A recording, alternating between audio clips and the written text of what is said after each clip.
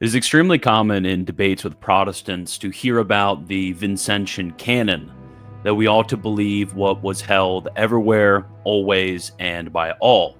Frequently, these Protestants will use this canon in order to advocate for some sort of dogmatic minimalism. The way that they will interpret this is they will interpret this canon as somehow being exclusionary. So if something is believed everywhere, always, and by all, therefore it is a dogma of the faith. But if even one of these notes is lacking, if something has some sort of disagreement in antiquity, if something only explicitly arrives later, if something has a part of the church disagreeing, then it is impossible for it to be a dogma of the faith. These Protestants will often use this to attack any number of Catholic dogmas, whether Catholic dogmas defined recently or Catholic dogmas defined in antiquity. But when you actually look at the work of St. Vincent of Lérins, do you see this? Is this something that St. Vincent would have realized? When you interpret him in context, is this something that St. Vincent would have said? In fact, this false interpretation of St. Vincent of Lérins has led many moderns to view St. Vincent's canon as somehow useless. This, of course, is quite unfortunate. But this is not as simple as it seems. I recently wrote a Substack article about this, going over the traditional scholastic readings of St. Vincent of Lérins, which are very important. And actually, they're very detailed. It goes through a lot of the text of St. Vincent himself. The scholastics were very good interpreters of the fathers. So I would encourage you, if you want to know more about this topic, to go and to read that on my Substack, to sign up, especially become a paid subscriber.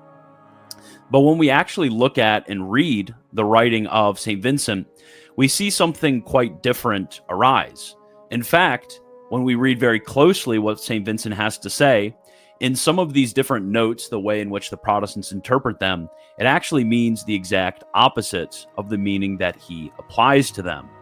And actually, when we look a little bit deeper, when we look at a few of the other principles and comments that St. Vincent makes, we actually see that what St. Vincent had to say completely destroys the Protestant notion. It completely destroys this form of argumentation against Catholic dogma. And actually, when we interpret St. Vincent in light of the different comments he makes on his own canon, we see that far from being opposed to the Catholic rule of faith, that actually the Catholic rule of faith is much more in alignment with what St. Vincent had to say. And actually, some of the objections that he brings forward and some of the different comments he makes in response to these objections and in commenting on the history of heresy actually has a lot to do with Protestantism. It actually, in many cases, seems to be the exact sort of objections that Protestants would bring against Catholics in individual doctrines. Now, when it comes to the first note is antiquity. It's something which has been believed always. The Protestant authors, the way in which they will often interpret this, contra Catholicism, is they will interpret this as some sort of explicit belief and affirmation going all the way back to the apostolic age. So when it comes to any number of doctrines, when it comes to any number of dogmas which are defined by the church in opposition to heresy, according to them, what we'll have to see is a number of different authors from the 2nd century, 3rd century, 4th century, 5th century, explicitly preaching this doctrine, going out and preaching it. And obviously with the other two notes, this would lead to a very thin amount of doctrines which are actually binding, because there are not that many things that were actually spoken of explicitly in the 2nd and 3rd centuries and later and so on. Now, the way in which Catholic authors will respond to this, you'll get some sort of comment from, for example, from somebody like Gavin Ortland or James White or any number of Protestant apologists. What they will say is they'll pose a simple question. They'll say, oh, well, if you hold to the Vincentian Canon saying that there needs to be this antiquity, it has to be believed always, how can you prove that this was believed, this doctrine, let's say transubstantiation, let's say the bodily assumption of Mary, let's say the Immaculate Conception? How can you say that these doctrines were explicitly believed in the 2nd century, in the 3rd century, in the 4th century, etc.? And Catholics, they'll give a interesting response. Catholics will give the response of the idea of the development of doctrine. Development of doctrine, of course, does not mean that there is no sort of presence of these doctrines in the early church, or that these doctrines were completely separated from the early church. Rather, what this doctrine, the development of doctrine, means is that when it comes to the belief of the church includes things which are explicitly believed and implicitly believed. I'll give you an example. Well, let's say that the only doctrine we have about Christology is what St. Vincent says in the Commonitorium that we're going over. What he says about Christology there, he mentions the two natures, two substances of Christ, his humanity and his divinity, etc. That is what he explicitly affirms. That is what he explicitly believes here. Now, he doesn't really mention the faculties of Christ. He doesn't mention a human intellect. He doesn't mention a human will, etc. These things are never explicitly mentioned. Now, if I were to take what St. Vincent says and conclude from the fact that he affirmed that there was humanity of Christ, that he believed that there was a human intellect and a human will, I would be taking what is implicit in St. Vincent and I would be making that explicit.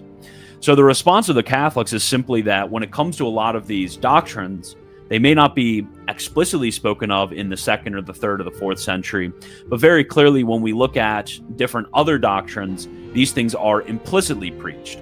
And when we look at St. Vincent is actually a much better interpreter of the history of dogma than a lot of the Protestant opponents, because St. Vincent explicitly will mention a form of the development of doctrine.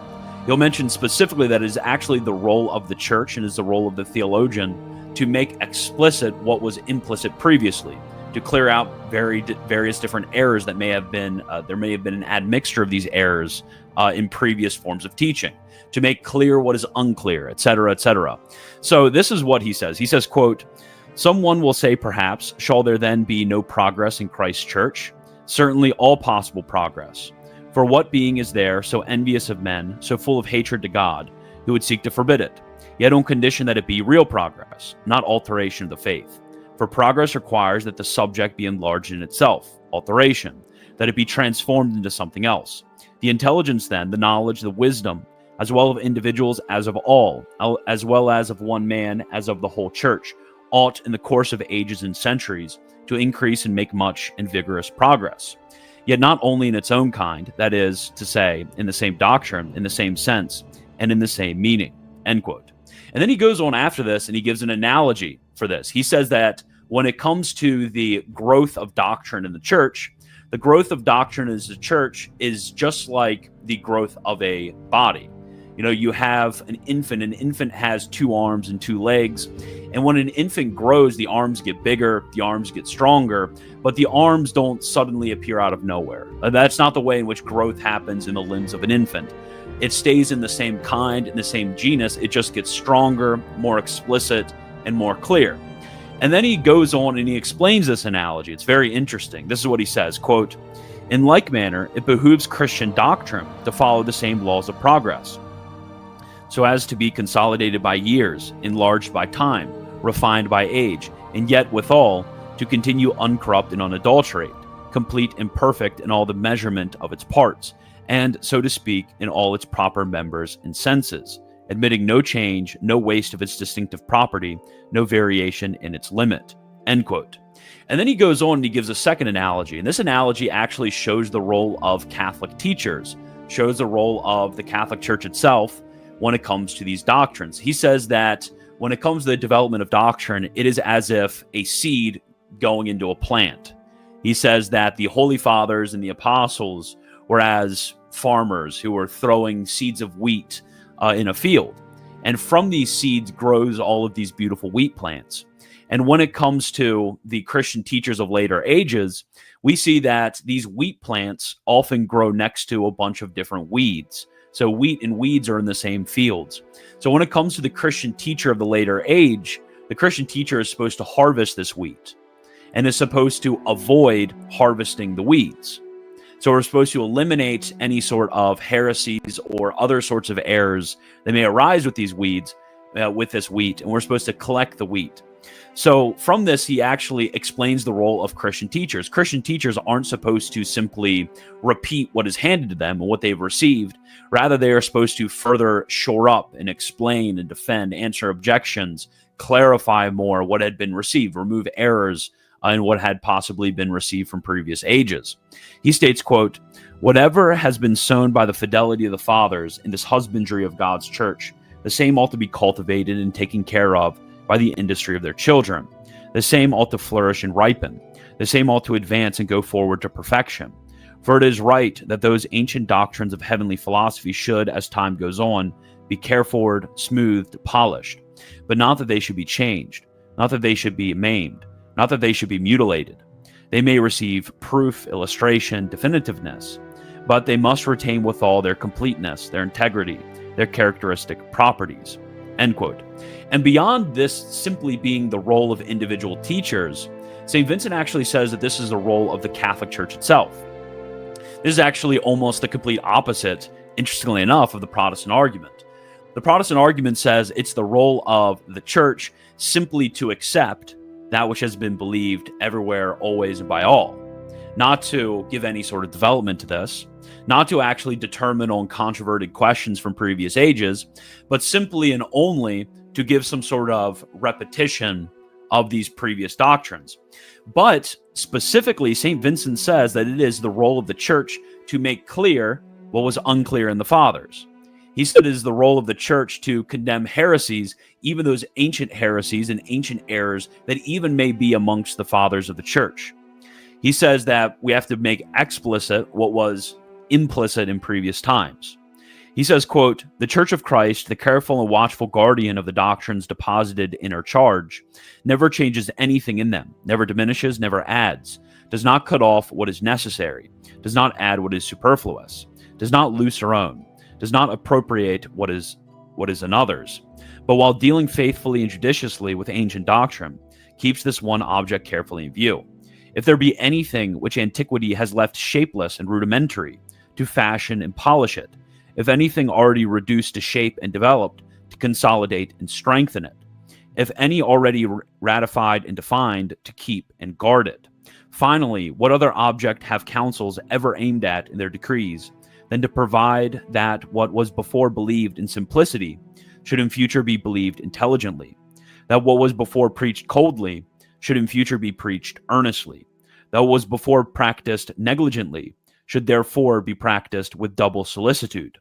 This, I say, is what the Catholic Church, roused by the novelty of heretics, has accomplished by the decrees of her councils. This and nothing else she has thenceforth consigned to posterity, in writing what she had received from those of olden times only by tradition, comprising a great amount of matter in a few words, and often for the better understanding designating an old article of the faith by the characteristic of a new name." End quote.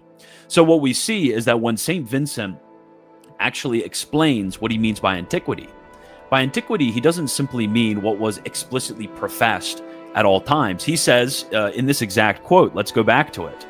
He says that actually when it comes to those things which are shapeless and rudimentary, he says that they're going to fashion and polish it.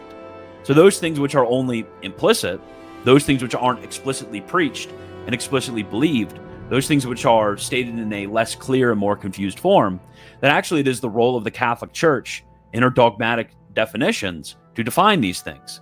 And those things which are already defined, those things which are explicit, he says, with those things already reduced to shape, they're supposed to strengthen this. They're supposed to defend this. They're supposed to repeat it. But you can't have the one without the other. The Protestant authors, when they're interpreting antiquity, they'll often just want to have this role of repetition, this role of defense. But St. Vincent just simply doesn't believe that. So when it comes to St. Vincent's understanding of antiquity, St. Vincent's understanding of antiquity is not a simple repetition of what has already been explicitly preached since the time of the apostles. So that's the first point. That's the point of antiquity, which is completely misunderstood. But now we have the second point. And the second point, we can kind of bring it into one, because he has universality and he has Catholicity. So believed everywhere and by all. All is usually going to be instances of the individual authors writing on the topic. And then when it comes to everywhere, this is going to be all of the different regions of the world. So we can kind of bring them together actually into a single judgment, as they often are. Anti-Catholics, what they'll often do is they'll often use disagreements amongst the fathers or different authoritative authors, and they'll say because there has been this disagreement, because there's been this dissension, that therefore there can be liberty of opinion. I mean, how many times have you heard a Protestant follow this mode of argumentation? They'll basically say, well, St. Augustine said this, St. Irenaeus said this, St. Basil said this, St. Gregory said this, and therefore, since a father held to this, and there's disagreement amongst the fathers, it proves that this was not believed everywhere and by all. If there is somebody disagreeing, then by definition, it's not by everyone, right? So since it's not believed by everyone, therefore, there can be lawful dissension of opinion, and the church cannot somehow condemn what it had previously permitted. But is this a correct reading of St. Vincent? From a very simple reading of St. Vincent, it is very clear that when it comes to the different fathers that come in antiquity, that different fathers in antiquity can actually hold to what the church defines as eventually being heretical.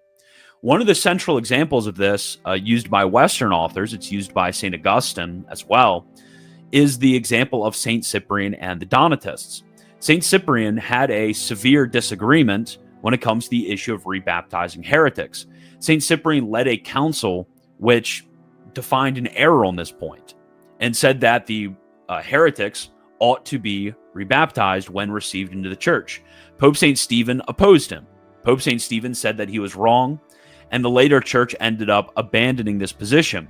But later, there was a rise of a new heresy, and this was the heresy of the Donatists. The Donatists actually quoted St. Cyprian and quoted these councils in order to say that their position had some sort of authoritative exposition in a Catholic teacher. This is actually very similar to the way in which a lot of Protestants will argue against determinations of the church by pointing to the positions of individual fathers. Now, St. Augustine, he has an awesome, pithy statement of this. This is one of my favorite quotes from him. He said, "Do not follow St. Cyprian, follow the church for whom St. Cyprian shed his blood." That's what St. Augustine says. St. Augustine says, don't follow the error of the man, follow that church for which he died for, right? And St. Vincent also brings up this instance because this is a very common, as I mentioned, a very common instance to bring up in the ancient world in order to properly explain what exactly we mean by the authority of the fathers. He says, quote, "O marvelous revolution! The authors of this same doctrine are judged Catholics, the followers heretics, the teachers are absolved, the disciples condemned. The writers of the books will be children of the kingdom. The defenders of them will have their portion in hell. For who is so demented as to doubt that the blessed light among all holy bishops and martyrs, Cyprian, together with the rest of his colleagues, will reign with Christ?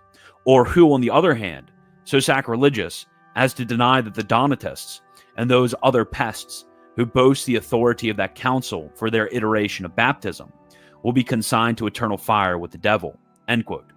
So when we look at this, we see very strong language.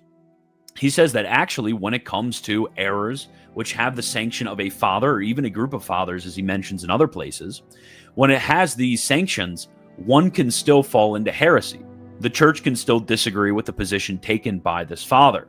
This is very important, and the applications for this are very widespread. And actually, if you go on and look at the next chapter, I didn't bring this quote forward in my notes. But when you look at the next chapter, he actually goes on and he gives the example of blessed Noah.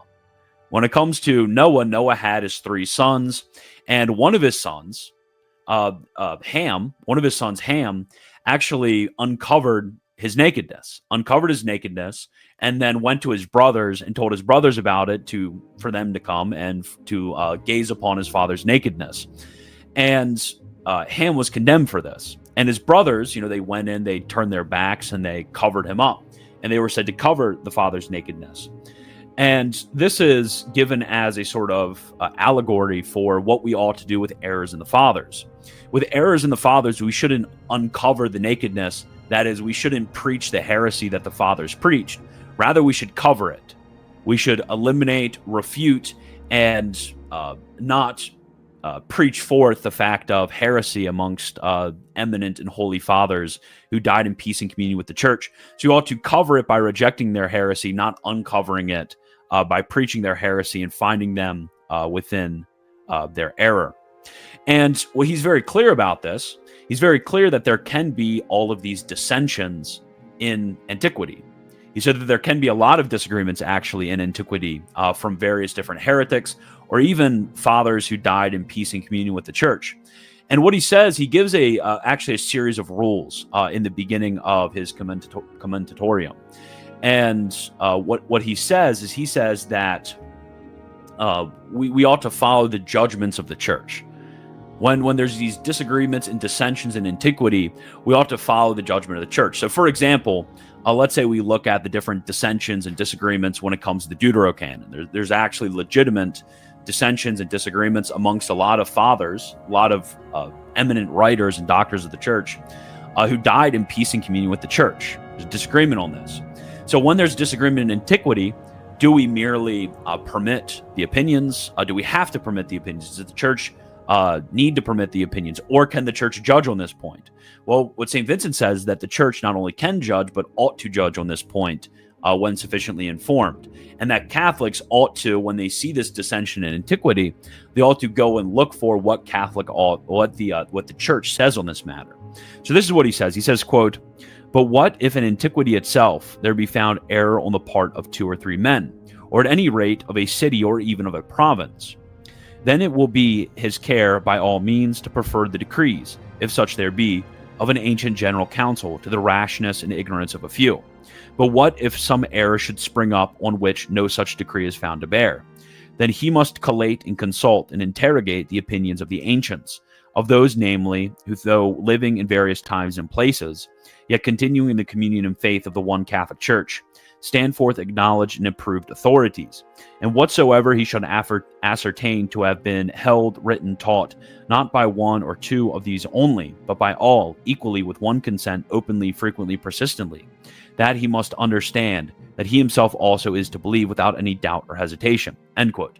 So when it comes to antiquity, when it comes to universality, St. Vincent, he wasn't an idiot, right? He didn't have this sort of naive understanding of church history as if when it comes to all of the current and future teachings of the church that there was just such unanimity of agreement that always occurred that every single heresy which ever arose is going to be a novelty, and we can kind of just go and look back. He wasn't ignorant of this.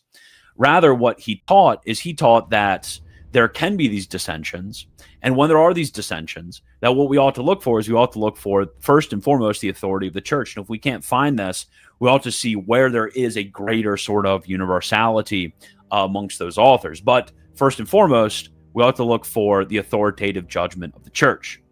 So beside these comments, what I wanted to specifically tackle is I want to tackle the main presupposition that kind of underlies the Vincentian Canon. Because it's very easy to say, when we look at that which is to be believed only, is that which has been believed everywhere, always, and by all, right? It's very easy to read that in a sort of exclusive sense.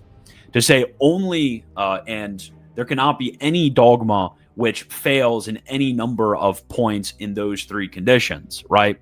So we have to go and look and see, okay, well, in the 2nd century is everywhere and by all, is this believed explicitly? It's very easy to fall into this trap. But actually, when it comes to St. Vincent, he didn't think that this was something which is to be taken in an exclusive sense, but rather in sort of like a negative sense. So an exclusive sense would be to say that when it comes to all of the different dogmas, that they have to follow those 3 conditions or else they can't be dogmas. That would be an exclusive sense. But a negative sense would be to say, well, when there is a heresy, we ought to oppose this heresy by these conditions. When there's a novel heresy, we ought to oppose them by these conditions. That is a lot more. That's a lot more believable, right? That is a lot more useful as a rule, as a canon. It's a canon against novelty, not necessarily an exhaustive list of what every dogma of the church will ever need to have. It completely misunderstands the whole purpose of St. Vincent and just kind of shows that for a lot of these people, when they're employing this canon, they haven't actually read St. Vincent. I actually haven't studied St. Vincent and what he has to say, because this is what he has to say actually in his recapitulation of his entire work near the end. He says, quote, "I perceive that as a necessary sequel to the foregoing, I ought to show by examples in what way, by collating the consistent opinions of the ancient masters, the profane novelties of heretics may be detected and condemned. Yet, in the investigation of this ancient consent of the Holy Fathers, we are to bestow our pains not on every minor question of the divine law, but only, at all events especially, where the rule of faith is concerned. Nor is this way of dealing with heresy to be resorted to always or in every instance, but only in the case of those heresies which are new and recent, and that on their first arising, before they have had time to deprave the rules of the ancient faith, and before they endeavor, with the poison spreads and diffuse itself, to corrupt the writings of the ancients. But heresies already widely diffused and of old standing are by no means to be thus dealt with, seeing that through lapse of time they have long had opportunity of corrupting the truth. And therefore, as to the more ancient schisms or heresies, we ought either to confute them, if need be, by the sole authority of the Scriptures, or at any rate to shun them as having been already of old convicted and condemned by universal councils of the Catholic priesthood." End quote. So what we see here is we actually see that for St. Vincent, he's pretty clear about the conditions of the rule that he sets forward. He doesn't think that every heresy could somehow be refuted by reviewing these three conditions, much less every dogma established by looking at these three conditions. He would think that this would be completely absurd. Rather, he thinks that this is some way of opposing heretical novelty. This antiquity is something which is relative, right? It's the antiquity that comes up to before the heresy arises, right? It's not as if in the year 90 AD, everywhere and everyone is going to be explicitly preaching this or that dogma of the faith. That would be a sort of absurd way of reading St. Vincent, in a way in which he obviously himself opposes. And before I conclude this, I hope that everyone's found this helpful. If you found this helpful, make sure to like, subscribe, share, do all that stuff. You really appreciate it. Patreon at patreon.com/Milton Thomas. Don't forget to check out the Substack article, everything like that. Before I conclude, I actually wanted to go and look through a few of the comments that is made by St. Vincent on the papacy, on the Roman See, the Apostolic See. A few of them are interesting. Obviously, he doesn't have a super developed and systematic treatment of the papacy. I mean, that's one, that wasn't the point of this. And two, the second book of the Commentatorium was actually lost, unfortunately. So it seems actually from the comments that he makes here that there were various statements made on the Apostolic See in Book 2 that were lost. Unfortunate. But there are a few interesting comments, and I kind of want to repeat them, maybe give a comment here or there, but not really. Don't read too much into me reading these comments. I just find them to be interesting, okay? So first, we can look actually at the example of Pope Stephen, Pope St. Stephen, who opposed St. Cyprian in the rebaptizing controversy. So this is what he mentions. He says, quote, "Great then is the example of those blessed men, an example plainly divine and worthy to be called the mind, and meditated upon continually by every true Catholic, who, like the seven-branched candlestick, shining with the sevenfold light of the Holy Spirit, showed to posterity how thenceforward the audaciousness of profane novelty, in all the several rantings of error, might be crushed by the authority of hallowed antiquity. Nor is there anything new in this, for it has always been the case in the Church, that the more a man is under the influence of religion, the more prompt he is to oppose innovations. Examples there are without number, but to be brief, we will take one, and that in preference to others from the Apostolic See, so that it may be clearer than day to everyone with how great energy, with how great zeal, with how great eagerness the blessed successors of the blessed apostles have constantly defended the integrity of the religion which they have once received." End quote. And then, so that's not the important part. This is just him kind of setting up the stage, right? He says that we can see many, many different examples of different saints, confessors, bishops, the successors of the apostles. He's going to take the example of Pope St. Stephen. He's saying that we can find all of these different examples, and this is an example which flows forth from their piety, from their love of religion, right? So that's not the important part. Actually, the important part is kind of the comment that he makes next, where he says that there's a sort of preeminent authority that is had by Pope St. Stephen, by the Apostolic See. He says, quote, "When then all men protested against the novelty, and the priesthood everywhere, even as his zeal prompted him, opposed it, Pope Stephen of blessed memory, prelate of the Apostolic See, in conjunction indeed with his colleagues, but yet himself the foremost, withstood it, thinking it right, I doubt not, that as he exceeded all others in the authority of his place, so he should also in the devotion of his faith." End quote. So interesting comments that are made right here, because he talks about Pope St. Stephen being the foremost here, right? He's the foremost. And he's the foremost not only in his zeal. A lot of people might read that, okay, he's foremost. Yeah, he's foremost in his zeal. He's not only foremost in his zeal, he's actually foremost in his authority.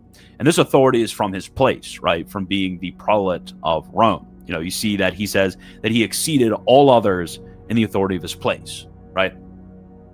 So next we actually have the example of Ephesus. There's something very interesting here, which might be relevant to some of the debates around Chalcedon, is that actually a lot of the purpose behind writing this text was in order to explain the authority claims of the Council of Ephesus. Ephesus claimed authority. It quoted various different fathers. What is the exact nature? The question is, what is the exact nature, especially in the Nestorian controversy, of the various different authors which are quoted at Ephesus? And when you read book 1, any of the people out there interested in the Miaphysitism, Diophysitism debate, you can read in book 1 where he actually gives an explanation of the Catholic faith preached at Ephesus on the Incarnation. And he says a lot of interesting things, things which are very much in line with the Council of Chalcedon, as kind of a side statement. But when he's talking about the authorities that Ephesus quotes, he says, well, Ephesus had quoted authorities throughout the entire world. It quoted authorities throughout the East, quoted it throughout the West, and then everywhere in the West, both North and South. But then he makes a comment actually about Rome, and specifically about the different authorities quoted in the Council of Ephesus who happen to be popes. So this is what he says. He says, quote, lest Greece or the East should seem to stand alone, to prove that the West and the Latin world also have always held the same belief, there were read in the council certain epistles of St. Felix, martyr, and St. Julius, both bishops of Rome. And then not only the head, but the other parts of the world also might bear witness to the judgment of the council. There was added from the south the most blessed Cyprian, bishop of Carthage and martyr, and from the north St. Ambrose, bishop of Milan, end quote. So we see something extremely interesting here, right? What does he say about the Pope? Because he lists all these people from the East, then he goes to the West, and first and foremost, he lists people from, the Apostolic See, right? And he says that not only the head, but the other parts of the world also might bear witness to the judgment of the council. Then he goes on and he says, we have this person from the south, St. Cyprian, and a person from the north, St. Ambrose. So what's the implication here? What is he actually saying? Well, when you just look at the text, when you're exegeting the text, he's saying that the epistles of St. Felix and St. Julius, the epistles of the Bishop of Rome, are the epistles of the head of the world. So when it comes to the Pope is the head of the world, right? It's a very interesting comment that he makes right here. And then lastly, he kind of makes this side comment about Pope Sixtus and Pope Celestine. I just wanted, for sake of completeness, I don't think he actually really explains much here, but for the sake of completeness, this is the third mention that he has of the Apostolic See. This is what he says. He says, quote, the foregoing would be enough and very much more than enough to crush and annihilate every profane novelty. But yet, that nothing may be wanting to such completeness of proof, we added at the close the twofold authority of the Apostolic See. First, that of Holy Pope Sixtus, the venerable prelate who now adorns the Roman Church. And secondly, that of his predecessor, Pope Celestine of blessed memory, which same we think it necessary to insert here also, end quote. So we see here that the various different loci of theology. So obviously we can quote what he calls the divine law. We can quote scripture. He says we can quote the councils of antiquity. So we can quote ecumenical councils. He says that we can quote the Holy Fathers. We can quote the Fathers. We can quote the consensus of Catholic bishops, which would kind of be like we're quoting and trying to determine the ordinary and universal magisterium. But he also says, and this is kind of what I draw from this as, being semi-relevant. Admittedly, it's not super clear. But what it implies, at least, is that next to all of these different loci of theology is the authority of the Apostolic See. is that just like we can quote the fathers, just like we can quote scripture, just like we can quote the ecumenical councils, we can also quote, as a proof, the authority of the apostolic see. So just very interesting. It's admittedly, as I said, not super clear on this third point, but for sake of completeness, I thought it was important to bring up. So I guess in conclusion, what we actually see is that I would, first and foremost, if you're interested in the topic, just read St. Vincent. I actually reread it this morning. I had been studying this for a while through Cardinal Franzelin and Shaban, which are good secondary sources to follow. Shaban, it's 1.1 of his Handbook of Catholic Dogmatics. And when it comes to Cardinal Franzelin, it is thesis, I can't remember which thesis it is, in his De Divina Traditione. So I would suggest reading those two authors, or, if you just want kind of a summary, reading my Substack article on this, which I'll link below. But I would suggest first and foremost, just read, right? When you read, while it may seem, just by a sort of snippet of a quote that people kind of easily repeat as the Vincentian Canon, right? It may seem from a snippet of the quote quite clear of like, oh crap, this is like a very strong dogmatic minimalism.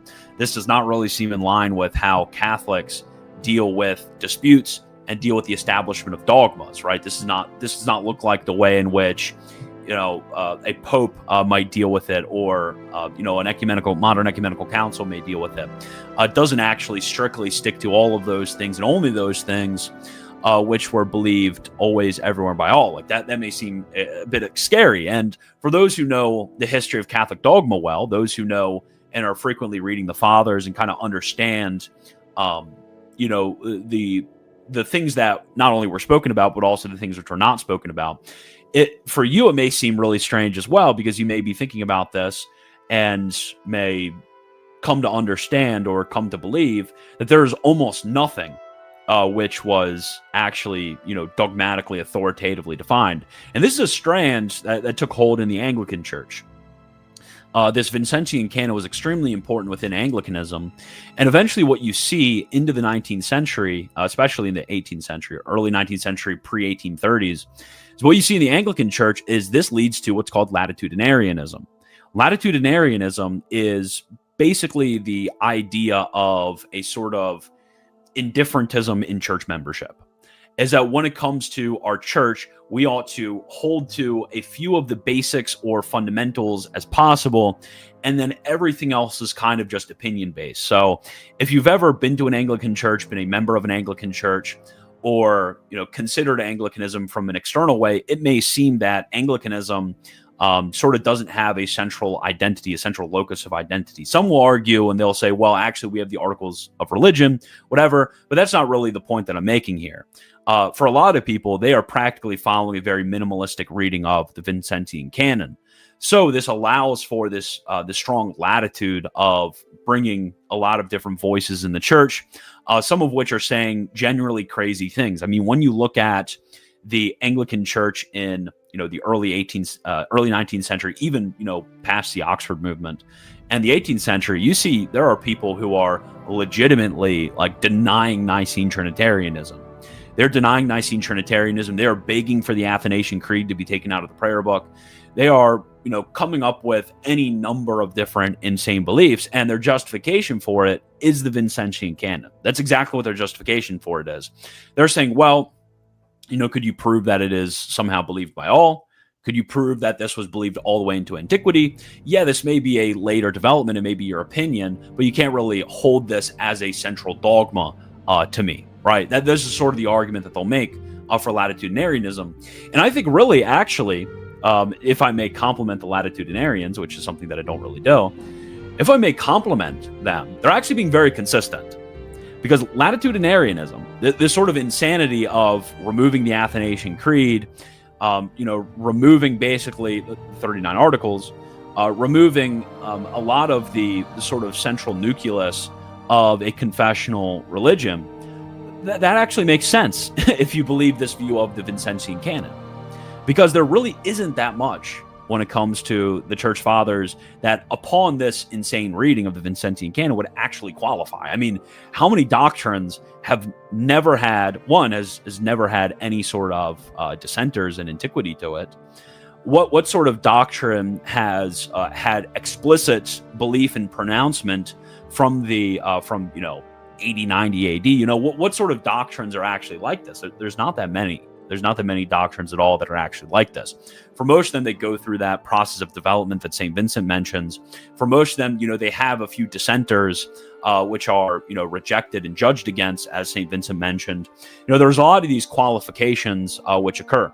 So if you're going to misunderstand the Vincentian Canon, if you're going to misunderstand this and misapply it, not only as a whole, in a sort of general way, as simply talking about novelties, as he mentions near the end, but also each one of its qualifications.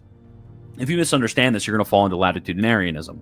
And really the only useful way in order to apply this, to actually have some sort of weight behind it, is going to be the way in which Catholic authors are going to explain it, which, if you actually read the text itself, isn't an imposition from the outside, but it's actually a very clear exposition, a very clear deduction from the text itself.